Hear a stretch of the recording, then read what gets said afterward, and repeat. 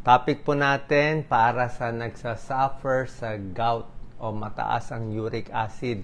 Okay, marami tayong kababayan, may gout, talagang sobrang sakit pag umatake ang gout. Tuturo ko sa inyo yung natural treatment, pagkaing makakatulong, mga bawal din gawin, pero pati yung gamutan, ituturo ko rin yung lab test, gamutan, tapos papacheck din tayo sa rheumatologist pag talagang malala yung gout. Okay? Home remedy. So, ang gout, 4 to 6% of the population. So, medyo marami din siya. Okay? Pero hindi lahat ng arthritis ay gout. Ito yung pagkakamali na, ito yung maling paniniwala ng marami. Yung iba, basta sumakit lang yung siko o tuhod, gout na daw. Hindi nakakain ng monggo o laman loob, di ba?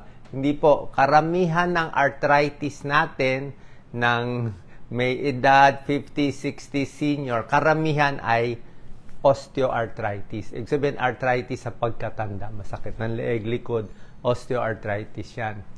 Pero, meron din namang rheumatoid arthritis. Ang rheumatoid arthritis, hindi rin siya gout. Mataas lang ang inflammation niya. Usually sa mga 30s, 40s yan. Pero, ang gout iba po. Pag gout, mataas ang uric acid. Kailangan may blood test muna. So, tingnan nyo, yan o, yung hinlalaki. Okay? Pag umatake ang gout, sobra sakit, matindi. High levels of uric acid. Okay? Ang uric acid, yan o, nagbe-breakdown siya. At merong chemical called purine. Okay? 4 to 6% ng population may gout. Ano muna senyales nito? Una-una, masakit, okay? Masakit siya, umiinit, mainit, at minsan sa gabi umaatake. Ang problem ko kasi, minsan yung pasyente lalapit sa akin, meron na siya mga bukol ng bukol dito. So sabihin ko, parang late na eh. Diba? Medyo late na yan, tanggalin daw yung bukol. O meron lalapit na pasyente, mataas na creatinine, kidney disease na, magki-kidney failure na dahil sa gout. Yung uric acid, nagbara na sa kidneys. Late na rin. Kaya kung itong ginagawa itong video, kasi maraming kababayan natin, ayaw magpa-check up. Hindi nagpapa-blood test. Pag dumating, huli na, dami ng bukol-bukol naglalabasan. So, oras na tumaas ang uric acid nyo. Okay? Yan, ang blood test. Magpa-blood test. Pag mataas ang uric acid, 7, 8, 9, 10, kailangan gamutin na agad. Ayusin na yung pagkain at kung kailangan uminom ng gamot, iinom na agad. Para hindi tayo umabot sa komplikasyon. Anong causes ng gout? Minsan namamana lang yung gout. Pwede rin. Or pwedeng mataba, overweight.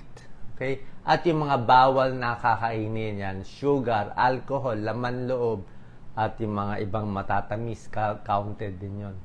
So, uric acid level, dapat ipacheck. Blood sugar, dapat ipacheck. Kasi mga diabetic, mas prone din sa gout.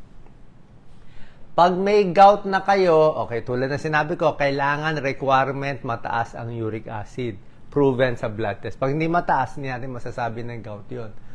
Merong mga stage yan. May gout na asymptomatic gout. Mataas lang yung blood test nyo, uric acid, pero wala pang nararamdaman. Okay, walang sintomas.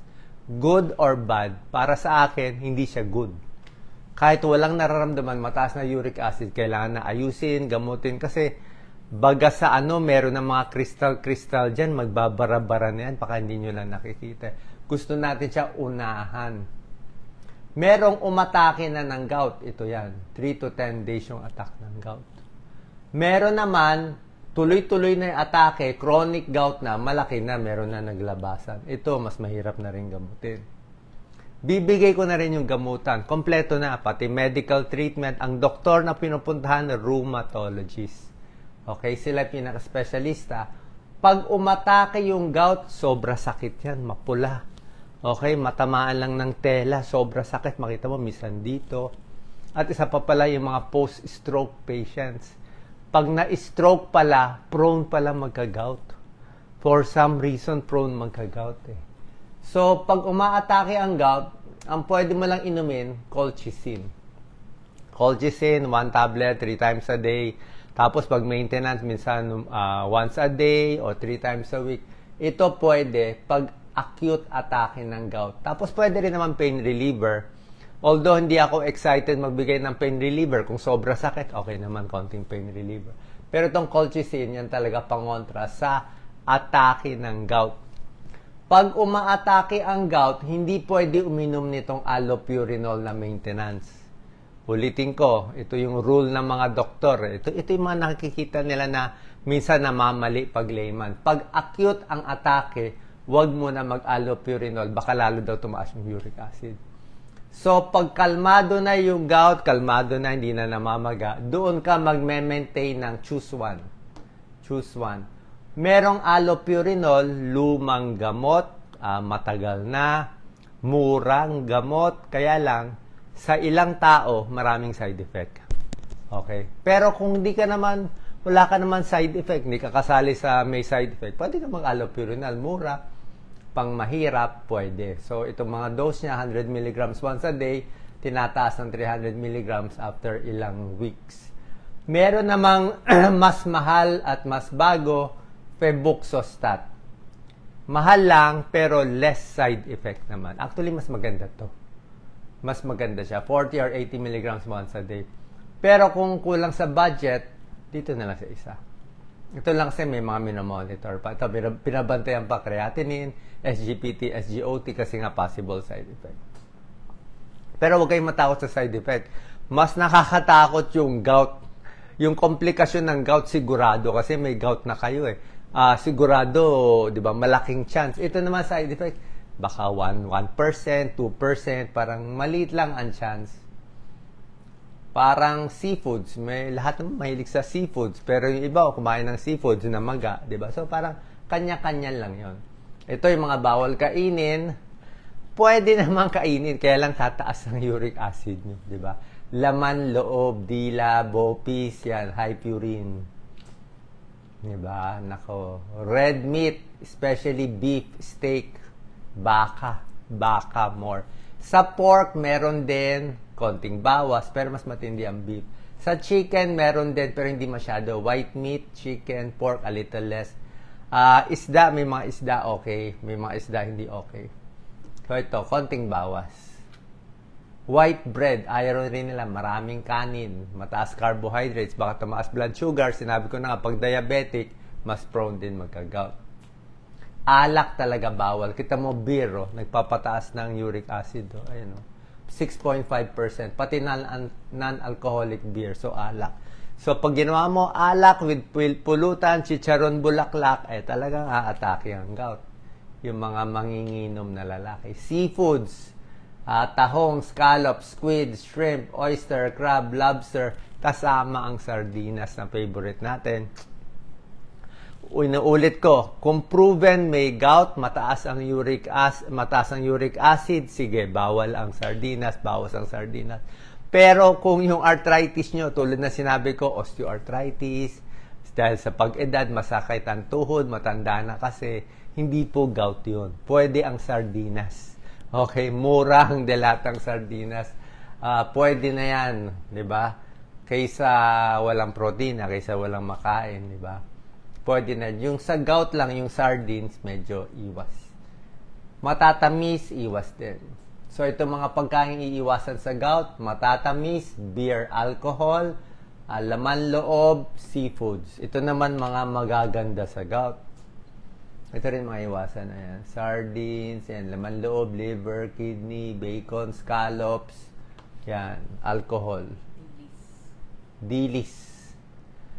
Pag low purine diet, itong gagawin natin diet, bababa uric acid. Papayat ka. Mababawasan ang gamot. Pero, mababawasan lang ang gamot. In short, kaya ako nililinaw kasi yung kababayan natin, sabihin nila, makinig lang ako kay Doc Willie, hindi na ako magpapacheck up, makakatipid ako. Maraming sakit pwede yun. Pwedeng tayo na lang mag-usap. Pero itong gout kasi, kahit sundin mo yung tips ko, minsan, madalas pala, kailangan pa rin ng gamot. Makikita nyo naman sa blood test ng uric acid, let's say 10, nag-diet, naging 9, naging 8, mataas pa rin. So, kailangan tulungan mo ng gamot para hindi magka-komplikasyon. Diet, parang can only move the needle a little bit. Mabababa lang konti ng uric acid, pero yung gamot mas mabilis. Tsaka hindi naman ganun kamahal.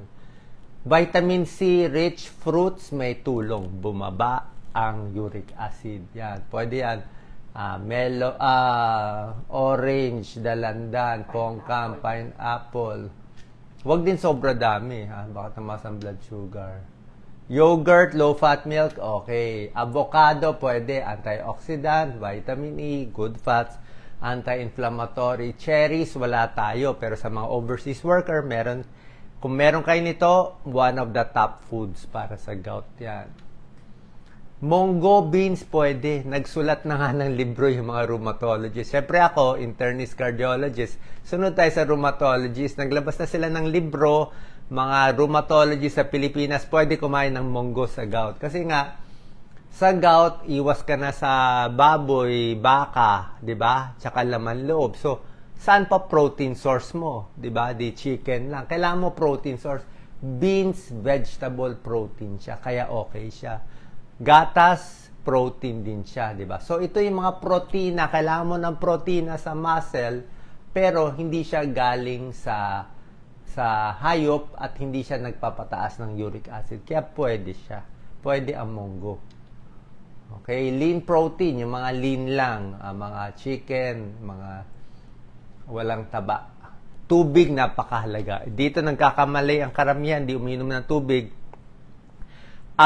Para bumaba uric acid, lumalabas dapat sa ihi. So, kailangan tulungan mo. Kailangan i-flush mo, parang toilet. I-flush mo ng i-flush. Paano mag-flush? Uminom ng 12 basong tubig. Pag may attack, sabi nga 16 glasses. Pero I think sobra dami yung 16. 12 glasses of water para lumabas yung uric acid. Ito yung malaking tulong para bumaba yung gout. Tsaka sinabi ko sa inyo, diba, tubig, ang daming benefits. Sa mukha, sa tiyan, sa puso, sa liver, sa utak, pati uric acid, pati gout, matutulungan ng tubig. 12 glasses requirement. Kape, konti, hindi ka naman makakadami ng kape. Caffeine. Water, very important. Brown rice, wheat bread, sabihin, high fiber. Mga gulay, pwede. High fiber foods. Lose weight, pinakamahalaga. Mas payat, mas hindi aatake ang gout. Ito yung mga sakit ng pagkain, di ba? Diabetes, sobra kain. Cholesterol, sobra kain. High blood, sakit sa puso, sobra kain. Gout, kain din ang problema. Ito na yung last slide ko. Kaya ako pinag-iingat kayo kasi nga ayaw natin tong komplikasyon. Silent killer siya. Mataas uric acid, wala naramdaman sa una, pero kidneys mo sinisira na niya. Yung crystals, hindi nga lumalabas pa sa kamay at sa siko, nagbabara na yung kidneys mo. Pag pina-ultrasound mo yung kidneys mo, kita na may bato-bato. Uric acid yung bato. Pati joint mo may bara-bara na. Yan. Heart disease and stroke. Sana po nakatulong tong video natin. Ingat po tayo sa gout. Pa-check po tayo sa ating rheumatologist. God bless po always.